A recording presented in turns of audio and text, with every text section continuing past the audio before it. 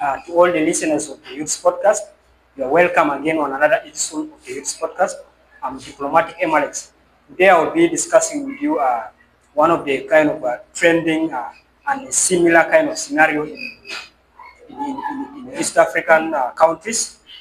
I will be taking you through kind of three countries, that is Tanzania, South Sudan, and Uganda, as they gear up for their elections. I would like to start with Tanzania.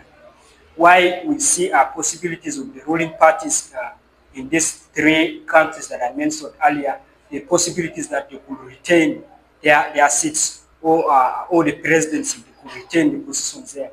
One is with Tanzania, the Chama cha Mapinduzi remains the dominant political party, which is also the ruling party, headed by President Samia Suluhu, who has also been declared as the presidential aspirant or presidential candidate for the October elections. Now, when we look at what is happening in Tanzania, given the fact that the opposition, the dominant, the main opposition party will not participate in the highly anticipated elections this year.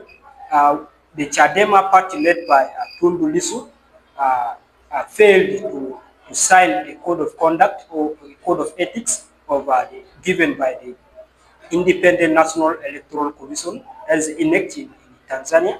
Now it has given the other small political parties to remain hopeless because Chadema was holding a gigantic proportion of the population of Tanzania that could possibly, if they run for elections, could possibly compete or outcompete the ruling party.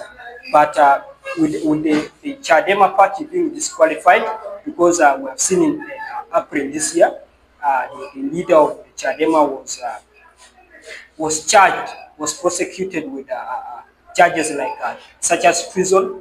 We have seen publishing of false information according to reports from Tanzania. Charges.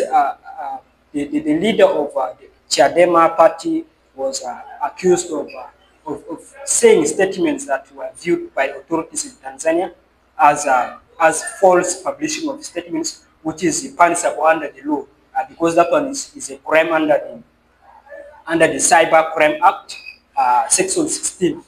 So statements like we will stop the elections, we will distract the elections, we will stage a rebellion to stop everything that was going in Tanzania.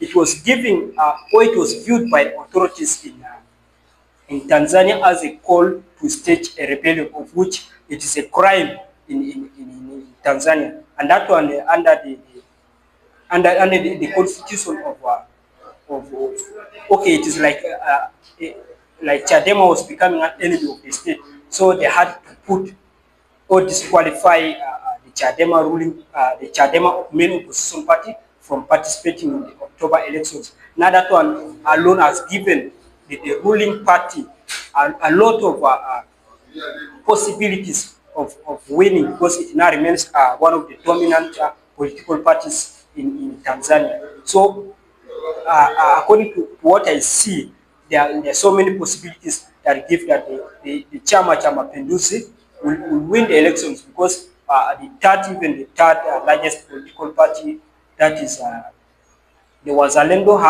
has now remained helpless, because they could hope for Chadema, but now that Chadema has been disqualified for about 5 years, that they will not conduct elections because of certain things that were done by its leader, such as calling for a rebellion, like inciting the public to go against the government. So those were viewed as crimes by the state authority, and that one has disqualified the Chadema from participating in the elections.